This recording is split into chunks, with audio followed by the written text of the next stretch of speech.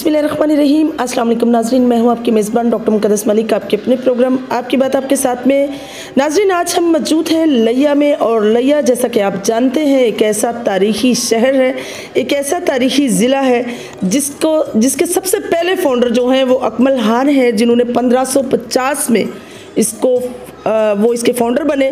और उसके बाद इसकी जो भी एक्टिविटीज़ हैं वो कंटिन्यूसली हुई, जो इसमें सुराइकी ख़ानदान है, पंजाबी भी हैं, पठान भी हैं, लेकिन सबसे कम जो ख़ानदान हैं वो पठान कौम है यहाँ। अगर हम इसकी लिटरेसी रेट पर बात करें तो 56% है, और ये बात काबिल गौर भी है कि लिया जहाँ 9.3 मिलियन लाइव स्टॉक पर काम हो रहा है, एक बहुत बड़ी कैटल मार्केट जो चौक आज़म एक नॉमिनी तहसील है लिया की, वहाँ पर है, और इसका 56% लिटरेसी रेट होना ये एक सवालिया निशान है यहाँ के रहने वाले लोगों पर। इस वक्त हमारे साथ मौजूद हैं प्रोफेसर मोहम्मद अहमद गुज्जर साहब, जो फाउंडर हैं डीपीएस स्कूल के, और डीपीएस डिवीजन पब्लिक स्कूल अगर रकबे के लिहाज से बात करें तो ये सबसे बड़ा वसी और अरीज़ रकबे पर मुश्तमिल है। यहाँ की बिल्डिंग जो है वो बड़ी आला शान है। फाउंडर हैं प्रोफेसर साहब इस स्कूल के। प्रोफेसर साहब से राय लेते हैं, लिटरेसी रेट पर भी राय लेते हैं, यहाँ के लोगों की सबसे बड़ी बात यह है कि लोग किस तरह से स्कूल या एजुकेशन की तरफ रुझान है उनका, उस पर भी बात करते हैं, और इन्होंने स्कूल को प्रमोट करने के लिए क्या क्या काविशें की, इस पर भी बात करते हैं। तो आइए नाज़रीन, आपकी मुलाकात करवाते हैं प्रोफेसर साहब से। अस्सलाम वालेकुम जी, कैसे हैं आप? वालेकुम अस्सलाम, बहुत शुक्रिया। जीएम न्यूज़ को हम वेलकम करते हैं कि वो इतने हमारे नॉर्थ पंजाब से तशरीफ़ लाए जी, और हमें मौका दिया कि हम अपनी बात जो है वो पब्लिक तक या सोशल मीडिया पे पहुंचा सकें। बिल्कुल सही। बाकी जो आपने डीपीएस की बात की, ये डिवीजनल पब्लिक स्कूल है जी। और ये पिछले 2 साल पहले इस्टेब्लिश हुआ है, और इसका मैं फाउंडर प्रिंसिपल हूँ। और जो इसके फाउंडेशन है वो ज़्यादातर पिछली गवर्नमेंट में 2014-15 में उस वक्त की हुकूमत ने की, और उसके बाद जो है इसका कुछ रिमेनिंग वर्क जो है वो 2020-21 में मुकम्मल हुआ। और ये एहसन इकबाल साहब जो कमिश्नर है, उनकी खुसूसी ग्रांट से ये जो है अदारा मौरज़ वजूद में है। और उस वक्त के MPA जनाब सरदार कैसर अब्बास मगसी साहब थे, और उस वक्त हुकूमत जो थी मुस्लिम लीग नून की थी जब ये इस्टेब्लिश हुआ। अब जो है इस पर जब दोबारा हुई तो इसमें लाला ताहर रंधावा थे जो कि इसके हमारे रिप्रेजेंट कर रहे थे 2020-21 में। उन्होंने इसको दोबारा इसके लिए फ़ंडिंग ली, क्योंकि पहली फ़ंडिंग से ये तकमील नहीं हो सका था और इसकी कंप्लीशन अधूरी रह गई थी। और अब ये कंप्लीट हुआ है, और इसको फंक्शन करने के लिए वो ज़िम्मेदारी जो है कमिश्नर साहब ने, डी साहब ने मेरे ज़िम्मे लगाई, और मैं इसका जो है फाउंडर प्रिंसिपल हूँ।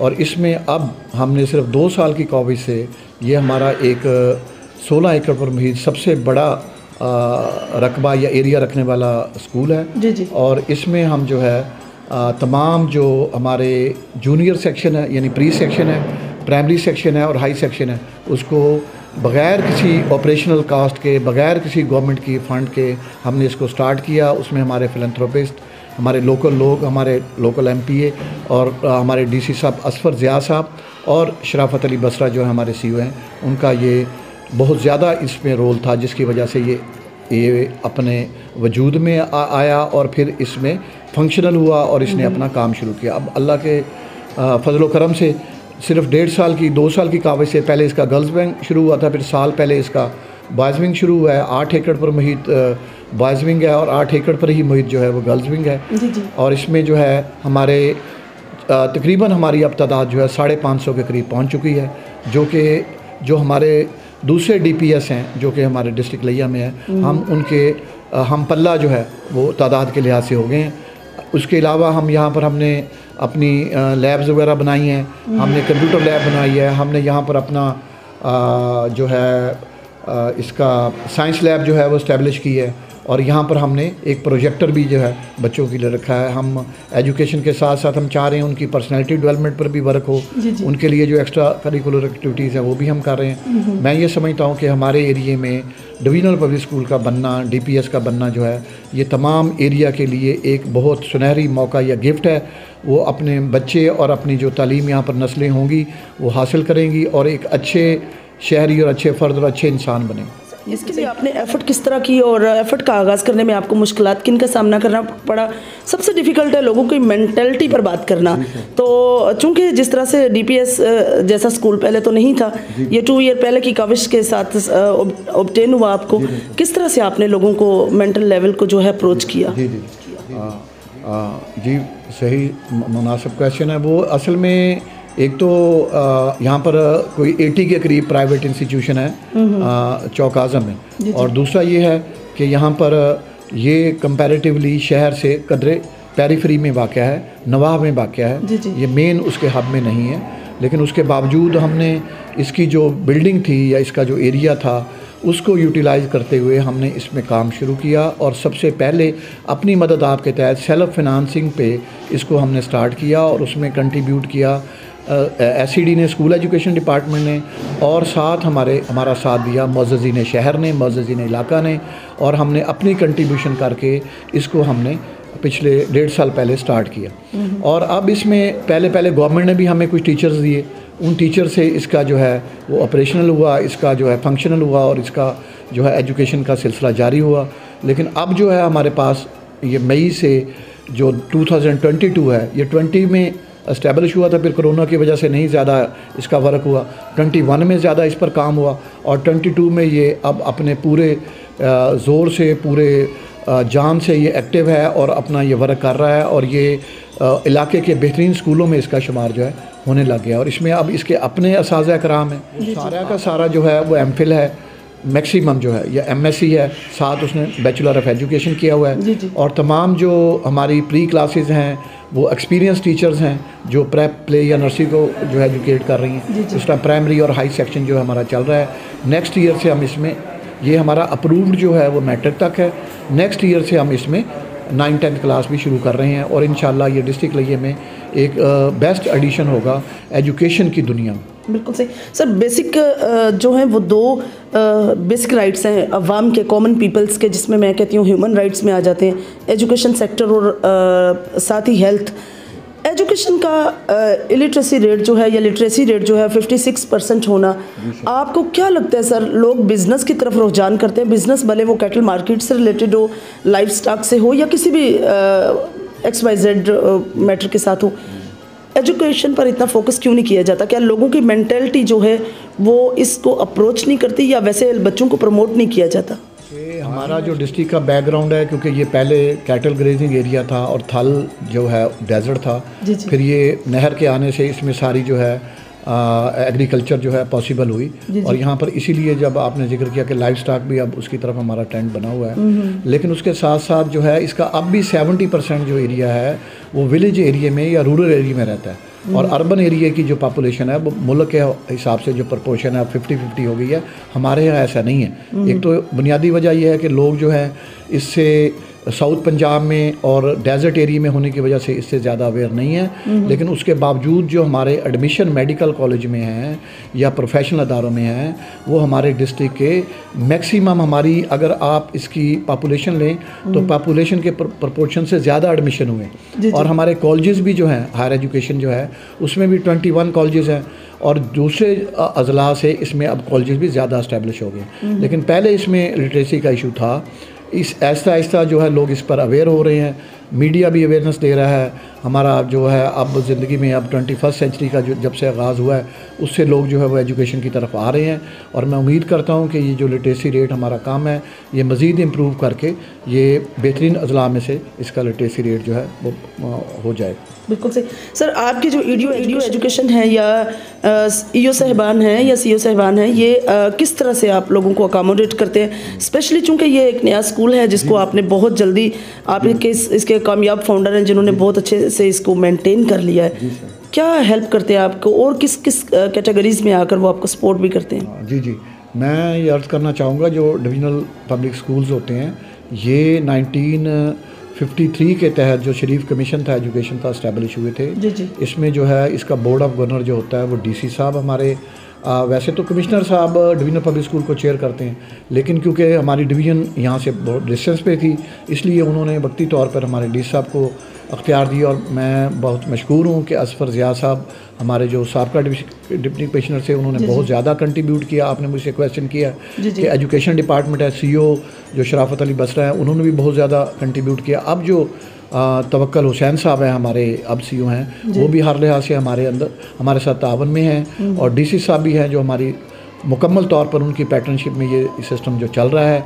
और हम इसमें बेहतर जो हमारा जो बोर्ड ऑफ गवर्नर है वो डिसीजन लेता है, इसकी एग्जीक्यूटिव कमेटी जो है वो इसको आसान तरीके से चला रही है, जिसमें लोकल जो है हमारा चौक आज़म के एजुकेशनिस्ट भी शामिल है, और उसमें जो है ये अदारा जो है वो अपनी फंक्शनिंग में और अपनी इंडिपेंडेंटली वर्क करने में और सेंटर ऑफ एक्सीलेंस बनने की तरफ बढ़ रहा है, और हम तमाम अदारों का मशकूर हैं कि वो हमारे साथ ताबन कर रहे हैं। बिल्कुल सही सर। जब सिर्फ गर्ल्स का था और अब चूँकि को एजुकेशन है, 1 ईयर हो गया आपको बच्चों को भी स्टार्ट किए हुए, आपको क्या लगता है को एजुकेशन के साथ बच्चों का जो एक स्टैंडर्ड है वो डेवलप होता है या मामलात कुछ डिस्टर्ब भी होते हैं? जी मैम, वो एक्चुअली ये है कि हमारी जो को एजुकेशन है वो सिर्फ 4th क्लास तक है। अब जैसे मैंने अर्ज़ किया है कि पहले हमारा गर्ल्स विंग जो है एस्टेब्लिश हुआ, फिर हमारा बॉयज़ विंग जो है वो फंक्शनल हुआ। उसकी ऑपरेशनल होने की वजह भी यही थी कि जब हमारे जो बच्चे हैं, जो बॉयज़ हैं, जो ही वो हाई सेक्शन में जाते हैं तो वो उसका को एजुकेशन नहीं रहती। को एजुकेशन सिर्फ 4 क्लास तक है। जो बॉयज़ हैं वो अपने सेक्शन को इंडिपेंडेंटली चला रहे हैं, और गर्ल्स जो हैं वो इंडिपेंडेंटली ये गर्ल्स विंग जो है चल रहा है। लेकिन ये अल्लाह ताला का इंतहाई शुक्र है कि हमारे पास जो बॉयज़ विंग में स्टाफ है, ये जो गर्ल्स विंग है, ये आसान तरीके से अपनी एजुकेशन पे, हमने ट्रेनिंग्स पे भी काम किया है, जो टीचर ट्रेनिंग्स हैं, और जो हमारी ऑडियो वीडियो एड्स हैं हमारी, और जो हमारा एकेडमिक वर्क्स है, ताकि उसको इसमें हम अच्छे से अच्छा सिलेबाई जो है, हमारा करिकुलम जो है सबसे बेहतर हो। हमारा जो है वो SNC को भी हम फॉलो कर रहे हैं, और जो DC साहब की हदायत हमें टाइम टू टाइम मिलती हैं, हम उसके मुताबिक जो है इसको अदारे को करिकुलम के हवाले से, टीचिंग के हवाले से, इसके एनवायरनमेंट के हवाले से हम ये समझते हैं कि ये मिसाली इदारा है, और इसमें बेहतरीन इन्वायरमेंट, बेहतरीन क्लासरूम और बेहतरीन टीचर्स मौजूद हैं। जिस तरह से हार्ड डेजर्ट क्लाइमेट है लिया का, तो किस तरह से सर आप क्लाइमेट को कंट्रोल करने के लिए आप बच्चों को क्या अवेयरनेस देते हैं, या प्लांटेशन के हवाले से आप क्या करते हैं? हाँ जी, बिल्कुल सही ये क्वेश्चन है, रेलेवेंट। वो उसका ये है कि हमने यहाँ पर इंडोर्स एक्टिविटीज़ जो है ना उस पर ज़्यादा डिपेंड किया, क्योंकि ये थर्ड डेजर्ट है। यहाँ पर 7 से 8 मंथ जो है वो ज़्यादा हीट या ज़्यादा टेम्परेचर रहता है। इसलिए जो है हम ज़्यादातर एक तो उनको इंडोर्स गेम्स करवाते हैं, और फिर जो है ये जो प्लांटेशन है ये भी हम उनको अवेयरनेस देते हैं कि ये भी जो है हमारी हीट को भी कम करती है, हमारे लिए फैसिलिटेट भी करती है, और अगर हमने बाहर निकलना है तो हम अच्छे प्लांट्स में के मौजूद हों, या हमारे पास बड़े हॉल्स हों, या हमारे पास इंडोर्स गेम्स के लिए जो रूम्स है, इधर यहाँ हमने टेबल टेनिस का बंदोबस्त किया है, बैडमिंटन का इंडोर्स हमारे पास बंदोबस्त है, हमारे पास वॉलीबॉल का इंडोर जो है वो मैनेजमेंट उसकी मौजूद है। इसलिए हम कोशिश करते हैं, और जब टाइम अगर ऐसा है जिसमें बच्चे बाहर खेल सकते हैं तो हम कोशिश करते हैं कि बच्चों को आउटडोर एक्टिविटी भी दें। लेकिन हम थल का एरिया होने की वजह से कोशिश ये करते हैं कि उनको इंडोरली मैनेज करें, और जो ऐसी एक्टिविटीज़ उनको दो जिनमें वो हीट से या टेम्परेचर ज़्यादा से इफ़ेक्ट ना हो सके। बिल्कुल सही। अब एक चीज़ आती है कि अगर कोई भी मिसहैप होता है बच्चे को गर्मी की वजह से, जिस तरह से हीट का ये इलाका है, थल का इलाका है, तो सर आपके पास डिस्पेंसरी की सूरत में कौन सी सहूलियत मौजूद है? और पीने का साफ़ पानी, चूँकि आप जानते हैं निगलेरिया वायरस की वजह से बहुत ज़्यादा प्रॉब्लम्स जो हैं क्रिएट होते हैं, जिसमें सबसे ज़्यादा मेजर जो है वो हेपेटाइटिस B और C है। तो पीने के पानी का क्या इंतज़ाम हैं आपके पास? जी बिल्कुल, हमारे पास जो हामदिया जो ऑर्गेनाइजेशन है टर्किश इंटरनेशनल की, उन्होंने हमें 2 जो है वाटर के फिल्ट्रेशन प्लांट लगा के दिए हैं, जिसमें स्कूल ने भी कंट्रीब्यूट किया है। वो हमारे बॉयज़ विंग में भी मौजूद है और हमारे गर्ल्स विंग में मौजूद। उसके अलावा हमारे पास जो है इलेक्ट्रिक रूम कूलर हैं, जिन पर हमने डिस्पेंसर लगाए हैं, ताकि वो जो बच्चे हैं उनको बेहतर तरीके से उस पानी को साफ़ और शफाफ तरीके से, कुछ हमने इसकी लैब से भी इसको जो है इसका टेस्ट करवाए हैं, जो कि हमारा क्लियर आए हैं, और हमारा ड्रिंकेबल जो है वाटर है। दूसरा ये है कि हमने यहाँ पर भी बच्चों की फैसिलिटी के लिए जो मुख्तलिफ जो टेम्परेरी जो मैनेजमेंट हो सकती थी, कि हमने कूलर्स वगैरह हर क्लास के 2-3 क्लासों के लिए अलग-अलग रखे हुए हैं, और हमने साथ साथ वो जो है उनके लिए जो हमसे हो सका है वो हमने इंतज़ाम किया। इसलिए बच्चे पानी के लिहाज से भी साफ़ पानी भी उनको दस्तयाब है और उसके अलावा जो उनका इन्वायरमेंट है उसमें जहाँ भी वो खेल रहे होते हैं वहाँ पर वो भी है। और जो यहाँ पर फ़र्स्ट एड यहाँ पर क्योंकि अक्सर डॉक्टर्स के या प्रोफेसर्स के या प्रोफेशनल्स के बच्चे पढ़े हैं, उन डॉक्टर्स की टीम ने हमें जो रिकमेंड किया था कि ये फ़र्स्ट एड की चीज़ें आपके पास होनी चाहिए, हमने एक डिस्पेंसरी यूनिट बनाया है, उसमें हमने फ़र्स्ट एड की चीज़ें और जो एमरजेंसी में अगर कोई बच्चे को एमरजेंसी है या कोई हो जाता है उसकी मैनेजमेंट के लिए हमारे पास फ़िज़िकल एजुकेशन की बाकायदा टीचर मौजूद हैं, उसको हम मैनेज करके फिर हम हमारे करीबी THQ मौजूद है जो यहाँ से 5 मिनट की मुसाफत पे है, हम वहाँ तक भी बच्चे को पहुँचाते हैं और हम खुद भी उसको उसकी जो एमरजेंसी मैनेजमेंट के लिए हमारे पास ट्रेंड स्टाफ मौजूद है। 1122 रेस्क्यू वालों ने भी आके हमें सेफ्टी के बारे में और एमरजेंसी की डीलिंग की ट्रेनिंग दी है और इसी तरह हमें जो है वो डॉक्टर्स की भी हदायत के मुताबिक हमने अपनी यहाँ पर डिस्पेंसरी और जो है मेडिकल का एक सेक्शन कायम किया है जो फ़र्स्ट एड के लिए बच्चों के लिए उनको सर्व करते हैं। ये थी प्रोफेसर मोहम्मद अहमद गुजर साहब की गुफ्तगू और बहुत अच्छे फाउंडर हैं वो स्कूल के। और सबसे बड़ी बात ये है कि DPS जैसे स्टैंडर्ड स्कूल का प्रमोट करना, बच्चों की अवेयरनेस देना और बच्चों के पेरेंट्स को एक ऐसा माहौल क्रिएट करना जिसमें उनको पता चले कि एक ऐसे स्कूल में जिसमें तमाम सहूलियात हैं, लैब भी मौजूद है, बहुत वसी और इस मैदान भी है जिसमें स्पोर्ट्स का भी उन्होंने इंडोर जो है सिस्टम मेंटेन किया हुआ है। ये बड़ी अच्छी कोशिश है चौक आज़म के लिए। इंशाल्लाह मेरी और आपकी मुलाकात होगी फिर किसी नए प्रोग्राम में, तब तक के लिए इजाज़त चाहती हूँ। अल्लाह हाफिज़।